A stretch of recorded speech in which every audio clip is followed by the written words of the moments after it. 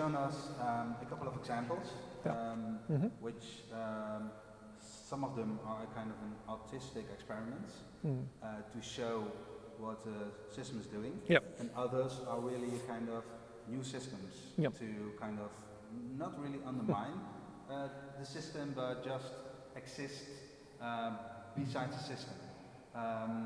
Do you think that both are equally important? Well, I prefer the autistic systems because they have more freedom to open up, the conceptual spaces. Obviously, with Bitcoin, it's a tragic story. It's a story of very, very, narrow-minded engineers, basically, right-wing libertarian engineers, primarily from the United States, but not only, who think that the apocalypse will come very soon, if not tomorrow, maybe in a week or next year, for that matter. And that the state is their main enemy, but they are not anarchists. Well, some of them are anarchists, of course. You could say, okay, in Bitcoin there's also a right-wing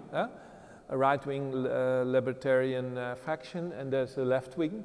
But I think that the left-wing anarchists, there are quite a few, not very many. Maybe Jeremill and a few others, but. There's very, very few. By and large, they are right-wing, and so that experiment, is an interesting sign of the times. But I don't think we can learn much from that. But on the other hand, the artistic interpretation is also very old. It's in the tradition of the situationists.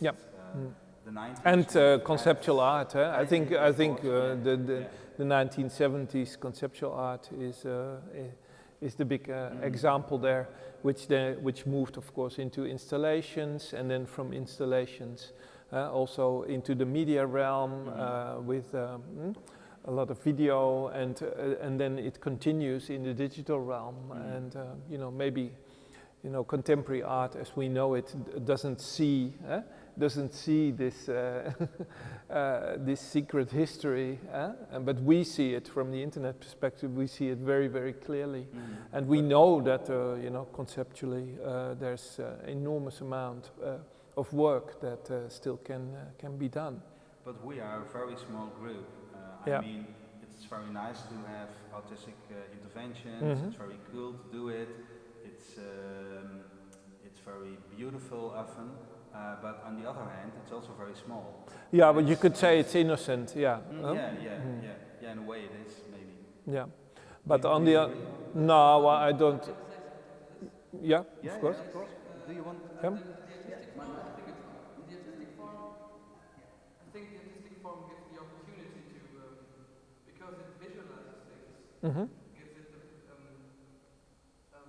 it makes the knowledge that we as a small group have now, it makes this knowledge more accessible, I believe, and that's why I think this is very, very important.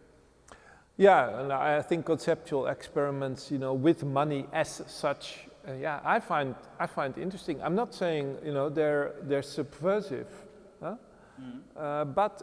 They're pretty. They really go to the core of capitalism, right? And if you want to, if you radically redesign the nature of money, well, why not? Go for it. I want to know the outcome. Absolutely, I'm in, and I know others are interested in that as well. And that's still limited, of course. I know the amount of people who are interested in this is not very big, but the potential implications later on can be very big, because we need those alternative ideas and concepts. So it's not one artistic experiment, but it is a whole swarm of artistic experiments that, as Jasper Yep. said, gives knowledge to people, and then maybe will turn out to be a very big movement that could be a kind of an alternative to. Yeah, why? system we have Because we know that at first there are the concepts, then there's the design, then there's the prototype, and after the prototype there's the implementation. We know that. It's just that artists who are working at the forefront in the conceptual realm have zero idea about the translations, and the art system itself is doing everything it can to protect artists from knowing, what is going on later on, right? And how they should understand this development going from concept to design to prototype to implementation. Artists have no idea. They are kept in this ghetto, in this conceptual ghetto, and it's safe there. But from our perspective, we look at it a little bit different, because we are also operating in those other realms as well. At least we have knowledge about the design or the prototype phase. On the other hand, if you look at, for example, the music industry, which I think it's the first industry Definitely. that was really affected by the internet, there are projects like, for example, Bandcamp or SoundCloud are much more influential, maybe, than artistic tiny experiments. Yeah, and of course that in Money Lab 3, which comes up later on this year, we have a big section finally on the music industry, because the music industry is now, also moving to its through SoundCloud and Spotify and other, that are used now by hundreds of millions of people. They are using, they're now experimenting with monetization and financialization, not only through iTunes, which is of course what most people probably know, and when they pay their subscription to Spotify, that's how you come in contact with this. But the next step, for instance, which Pioneer is implementing right now, is that in all the large clubs, they install the mixers, and the mixers are connected to the internet, and the mixers, they tell which song a DJ is playing before the people who run, let's say, the club will inform Pioneer. Let's say we have 10,000 people here or 5,000, and Pioneer now has this system in place where the DJs and artists who are being played in clubs get paid on the same evening as a song is played, during a club night or a festival, right? So this is built in the DJ set that Martin Garrix or Hartwell or whoever is using, right? As so long as they play with Pioneer, of course. Exactly. So there you go. Yeah, that's what it is. That's what it is, and that's serious monetization, and that's really next stage, because this did not exist, of course, before, right? Before, as you said, because of the Napsterization of music, it first looked as if it was going in a completely different direction, as if all the music was for free, right? But these and there you see how important it will become to talk about the politics of these payment systems and the financialization. One about monetization and financialization. Yeah. One aspect I once was in a conversation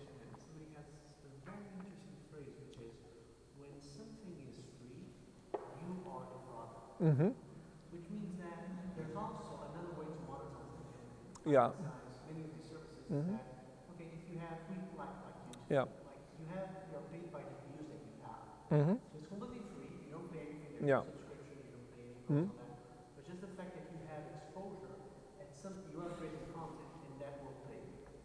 Yeah, that's correct. But we also know that this model at some point is running out. So we have been under that regime. It's called the regime of the free. Ever since the industry recovered from the dot-com crash. So it emerged around 2002, 2003. That's also the time when Google was already quite big and Facebook was founded and so on and so on.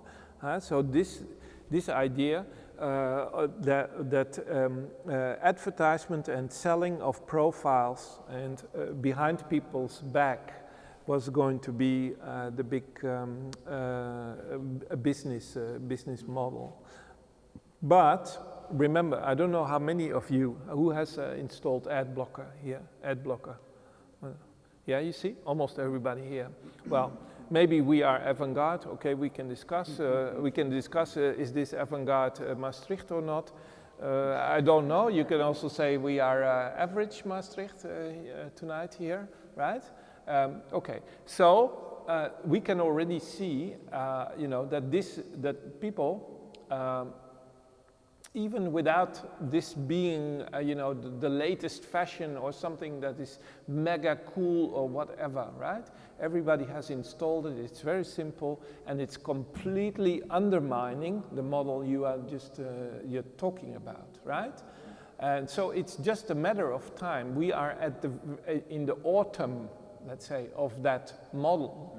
That model is about to decline, and yeah, unfortunately for them, and I think good for us, and eventually also very good for artists, because the model of the free didn't bring any profit to artists. In fact, it caused a mass pauperization of almost all artists, you know, with the exception of the very few who then made lots of money. But in the music industry, you also see a kind of a new do-it-yourself movement. So it's not only in the United States or in England, but also very big in the Netherlands. Kind of a network of small record companies and artists that bring their music out on vinyl, for example, or cassette. Again, of course, and also moving their music away from, for example, streaming services. Do you see the same, for example, in money? That there is a kind of an inflation of more and more kind of tangible money? Well, first of all, remember, money is going through its process of digitization at the moment, right? So we cannot really speculate about what comes at the end. Well, we can. But it's very, very difficult, because many people say we're only at the beginning of the digitization of money. For instance, you can see that with Bitcoin, you know, which is so small and so hilarious and so criminal also in a way. Very. It's very pure in that sense. Really evil. Okay. Yeah. I saw this documentary, like the dark web. Yeah. Yeah, and like, who is making the policies? Like this is the question. Yeah, there's no policies, huh? Yeah, there's no policies, absolutely. It's weird also, but don't forget, Bitcoin is so incredibly small in comparison to you know, the large business and speculative flows of money across the globe. So the establishment has only woken up, and now they don't even want to regulate or talk about the regulation of Bitcoin. They're not really interested in that. What they're doing now is they're taking out the more interesting, innovative bit out of Bitcoin, and that's called the blockchain. And what they want to do is eliminate Bitcoin and then continue with the innovative parts of the blockchain. And this is what the banking sector wants, because in that way they don't have to regulate anything, right? They just incorporate the blockchain technology. There will not be any cryptocurrencies or alternative currencies or parallel currencies that need this type of regulation. So this is probably, you know, the strategy of the Western neoliberal elites at the moment, right? If it becomes bigger, right? In the past, in the mid-90s, they also made a terrible mistake with the internet at the time, right? They thought internet was nothing, completely uninteresting geek network, because AOL and CompuServe and all the rest were going to be much, much bigger, because these were the systems they were using. And so yeah, maybe they will make the same mistake with Bitcoin, but I doubt. I think they will eliminate it, and by the look of it, only the blockchain as a piece of technology will remain. And what the blockchain will do is it will eliminate again, tens of thousands, if not hundreds of thousands of jobs, primarily in the banking industry. Is that what you mean by the bright future after the Bitcoin, without the Bitcoin? Yeah, of course. Well, the bright future? No, the bright future of Bitcoin. No, I think I still believe that you know, it would be very, very good if we would design our own currency. I think if the internet community would be able to get rid of this idea of the free. But many of the developers and the engineers and people involved in internet governance, they are completely tied up with the agenda of the free. So they all believe, for instance, that it's very good. I had a conversation with one of them today, yeah? that it's very good that artists are poor. He said that to me. It's very, very good. Yeah, because in that way we will have more Vincent van Goghs, because the poor artists are the real artists. Yeah, and this is what a chief engineer said to me today. And I couldn't believe it. I thought, you know, this is so weird. But yeah, this is what they believe. They believe strongly, and this is what in my book I've tried to make a kind of intellectual reconstruction about the debates I had already in the 90s, you know, where all my internet friends who are now millionaires said, yeah, you just have to go and work in the supermarket, and then in the evening you can do the most amazing things, right? But don't expect that you are ever going to make money from the internet. They were very, very certain about that. Okay. Yeah. Any more questions? Debate. Yeah. You want the mic? Or? Okay. Yeah. Sure.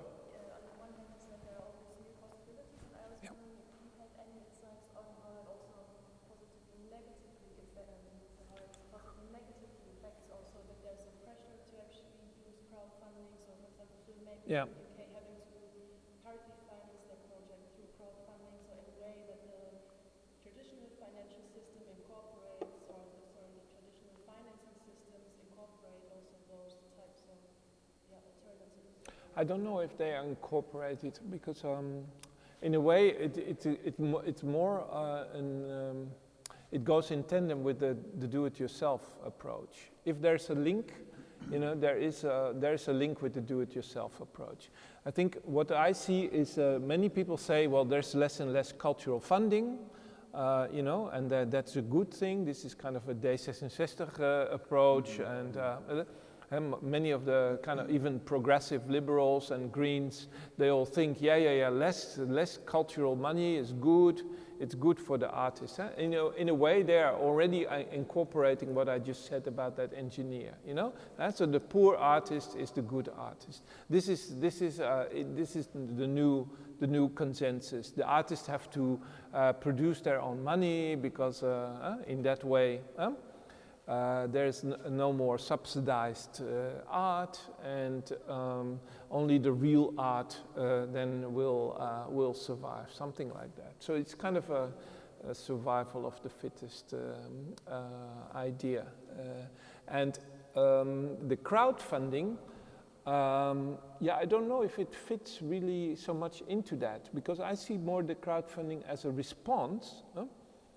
And of course you could say, well, it has some neoliberal elements in it, but then you can also say, you know, in the same way, then you could say the whole punk movement of the late 70s is deeply neoliberal. Yeah, but if you start to, because it was based on, because it's based on do-it-yourself, all the squatters, the whole squatter movement is completely neoliberal because it's doing do-it-yourself. I mean, if you start to think like that, yes, then crowdfunding is.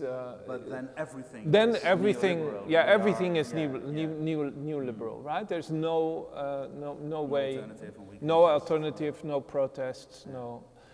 We can only make a kind of subversive art. Yeah, and I don't believe in that, and that this is a good way to think about possibilities.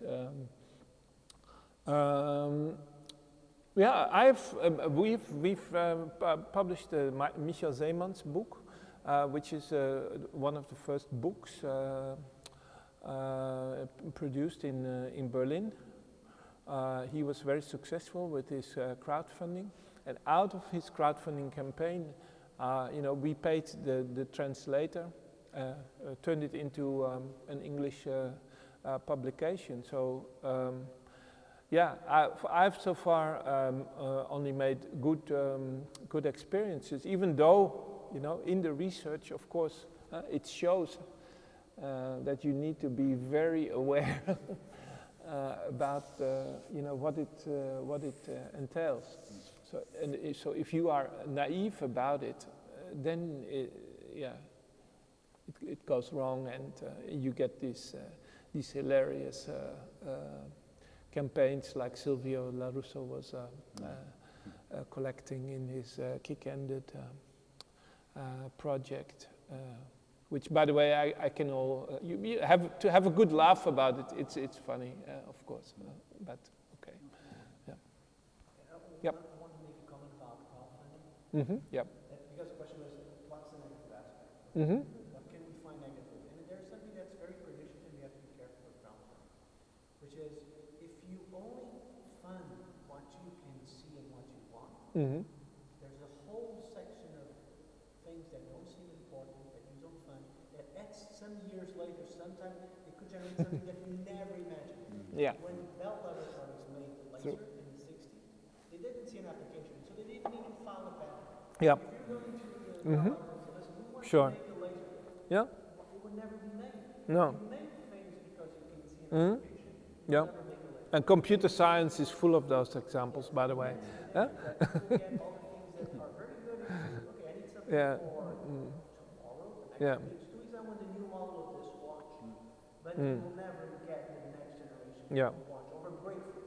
Crowdfunding is very different. And that's also what a lot of people will say, because the kind of funding that was available in the Cold War for fundamental research. Is still producing an incredible amount of spin-offs as we speak, even 30, 40, 50 years later. But what happens if we stop altogether with fundamental research or art without a purpose, art? What will happen on the concept level, right? If we say conceptual artists are useless, get rid of them, what happens? Well, we'll see, but we'll see 40, 50 years later. That's what I say, because this is not about the artists and what they do or think or live in their lifetimes. I think art has, in my understanding, a much wider horizon and works in very different time scopes that go well beyond the movement itself that they are part of at the time. Oh, yeah, okay. That it adds a little formativity to kind of who gets the money. I have friends who are artists and they're great in their art, but they're very bad at selling their ideas. True. Yeah. It suddenly becomes kind of a performative act, or like Yeah. convincing the artist to sell it as well. Exactly. Yeah,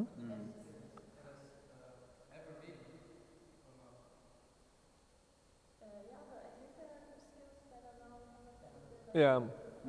And that's maybe also why it would be maybe better if people start doing crowdfunding on our behalf. So that, for instance, that's what I'm in favor of. So that artists who are not good at it can still profit from it, even though they don't have to even engage or get through this torture of promotion. Yeah, with promotion, self-promotion is a torture.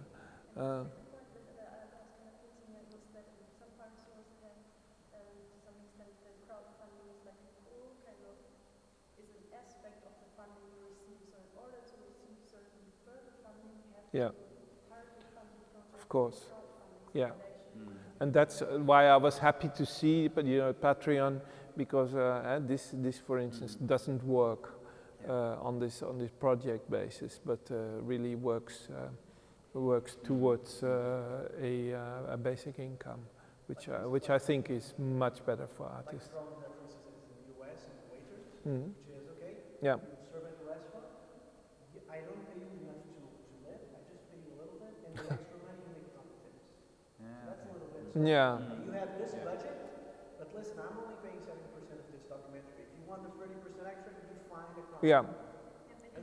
And remember the recent example of Lady Gaga, right? Who was a servant in the restaurant, and who then, because her father said, I want to give you one more year money to work on your career, and you don't have to work in restaurants and bars, and go and get your act together, and So that's a very recent example.